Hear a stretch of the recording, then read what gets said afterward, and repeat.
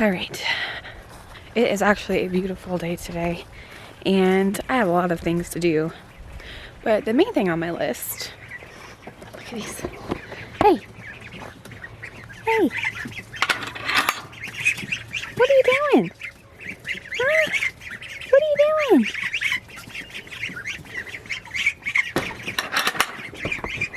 But the main thing on my list is to get my plants out of the car.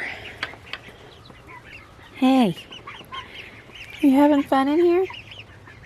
So we recently went to our favorite garden center to do a garden tour and for the Homesteaders of America YouTube channel.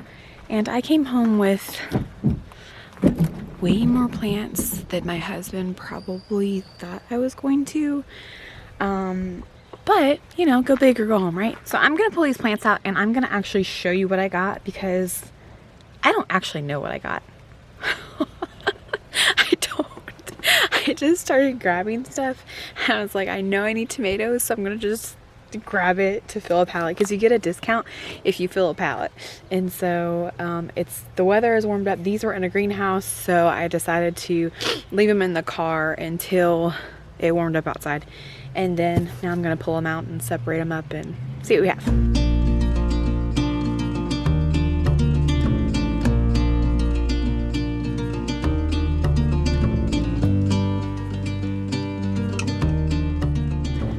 So, you know, we're in between properties, right? I have a whole ton of agrabah in here because of the frost and we had it, and then I have nowhere to put it over there at the property, so it like stays in the car. But whatever, I mean, whatever works, right? All right, so here's what I have. All right, so obviously, let's start with the obvious. I have Yarrow, which you saw in one of my past videos. I have one of these on the back deck. This Yarrow is actually about ready to harvest almost. These aren't, obviously, but like this one has fully opened up. So I'm actually going to harvest this all the way down to the bottom. And that's going to be another video for another day. Because this plant is really amazing. This herb, everyone needs this herb on their homestead. Okay, I'll just tell you a little bit more about it. I am making a video specifically about yarrow. Yarrow is an incredible herb. You'll actually see it growing in the wild, in fields, out in other places. A lot of people think it's a weed, which I guess it could be classified as one, but it is one of the most amazing herbs to have on your homestead. It is great for blood purification. It's great as a fever reducer. The root can be used for pain management, and there are so many other things you can use it for. So I'm actually in the process of making a video, maybe even today for another video, on yarrow and why you should be growing it on your homestead. You'll get a spring crop and a fall crop. Harvest, not crop, sorry. And it's great, so we'll talk about it later. Okay, so I lost a lot of my pepper plants to the frost this past weekend. Go check out my other video. So I got some more pepper plants. I got sweet banana peppers, hot banana peppers. These pepper plants actually look better than the other ones I got. Golden California Wonder, which is, if I don't kill them all first, which is a golden, like, bell pepper. I got a regular California Wonder, a pepper crest yellow, have no idea what that is, and another golden California Wonder. I got some stuff that I don't know what it is, just because I was like, you know what, I'm gonna try it, and hopefully I'll remember to label it. I found some Amish paste tomatoes. I lost some of mine in the frost. They look a little peaked, but the sun should brighten them up today. Alright, I've got, I don't know, okay, so I got some, what? This is not what I thought it was. Okay, see, this is what happens. This is what happens when my husband is like, babe, they have black tomatoes. And I'm like, oh, okay, grab them. These are not black tomatoes. I think these are eggplants. I don't know. I'm gonna have to go. I'll have to ask Paul or see what's happening. I don't know what these are, but they're called black beauties. They're not called extra black beauties. These were actually extra plants that they had. Yeah, I'm gonna have to see what those are. I don't know what they are. They're not tomatoes, like my husband said they were. All right. So, oh man, I can't wait to tell him when he gets home. These are Brandywine tomatoes. More Brandywines. Back there is a Summer Girl tomato. Those are 6 Summer Girl tomatoes.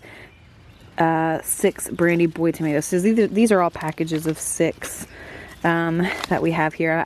They probably need a good water. What else? Anything else? No. So that's it for that palette. All right, going into the next palette, we have Better Boy tomatoes. Oh, these are some big pepper plants. Carmen. I don't even know what that is either, so I'm gonna have to look that up.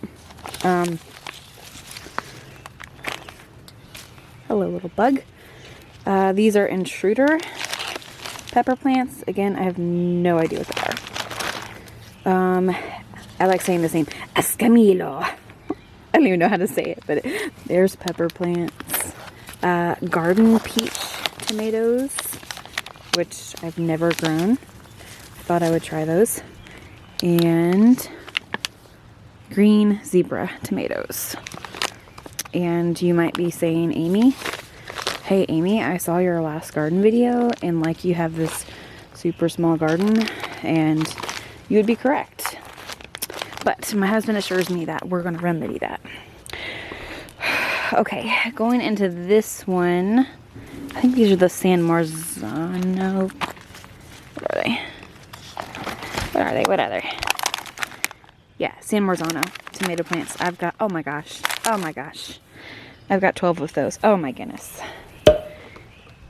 Oh my goodness. Even I have too many tomato plants than I realized. These I'm really excited about. These are sweet potato slips. I'm going to show these to you in the HOA video. There's probably, I think he said there were like 15 here. Man, that's a lot. It's a lot. But I'm excited about this.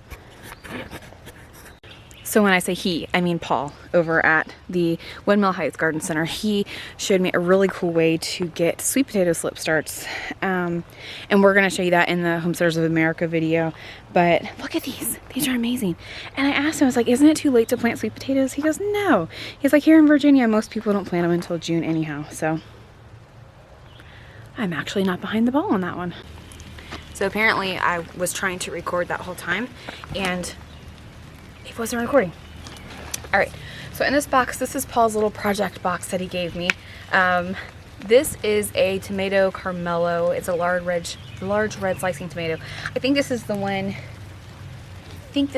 he said he doesn't offer yet, but it's supposed to be really disease resistant. So I'm definitely gonna mark this one and see how that grows and how disease resistant it is.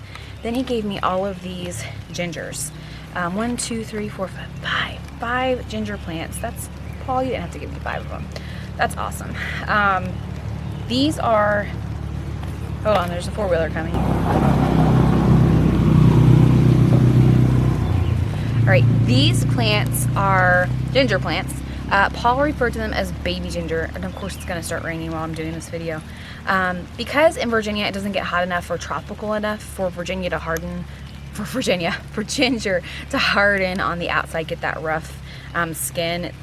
This has to be harvested, and it doesn't last as long either. So he said to subsequently harvest. Someone called me out on my video the other day for saying subsequent wrong. Whatever. To harvest them in intervals between October and November, December. And then whatever is left over, to dig it all up and put it in a pot and bring it inside to overwinter. The trick is keeping it alive all winter long so you can plant it again in the springtime. So I'm going to try that this year. I'm really excited. Apparently you can eat it on all season. But if you were to harvest it, it only lasts about 2 weeks in the refrigerator. So you just have to keep that in mind. What else do we have? This is a Martha Washington tomato. I've never grown those before either. This is a sun peach, pink cherry tomato, sister to sun gold. Ooh, I love that. That's awesome. This is a citrine orange cherry tomato. It's more resistant than the sun gold is what it says. It's got blooms on it already too. This is the Carmelo tomato again. He's kind of leaning over, so we're gonna prop him up. And last but not least, a Wisconsin 55 tomato, which I still don't know what that is, but we're gonna try it. Look how big that thing is. It's huge. All right, so it's starting to rain, which is actually good because I'm gonna let these get some water on them. And then later on, I will take them inside. But seriously, that's the gist of this video, showing you what I got. It's amazing. I don't know where I'm gonna put it all, but I'm really curious on some of these plants, like how they're gonna grow and what they're gonna grow and how they're gonna do for us. And I think they'll do well. The issue for us is just making the space for them. And when I said that last night, my husband goes, I'm working on it. He said, I'm working on it, babe, I'm working on it. All right, guys, I hope you enjoyed this short little video. And if you haven't joined us yet, make sure you go over and join us on the Homesteaders of America garden tour series on the HOA channel. It is a really great series that we're really excited about. If you haven't checked out my video from last week, well, or this week, depending on when I get this video up, of the garden tour and our current situation, you can go check that out too. Until next time, have a great day and look for that video on the Windmill Heights Garden Center that's coming out on the HOA channel. Talk to you later, guys. Bye.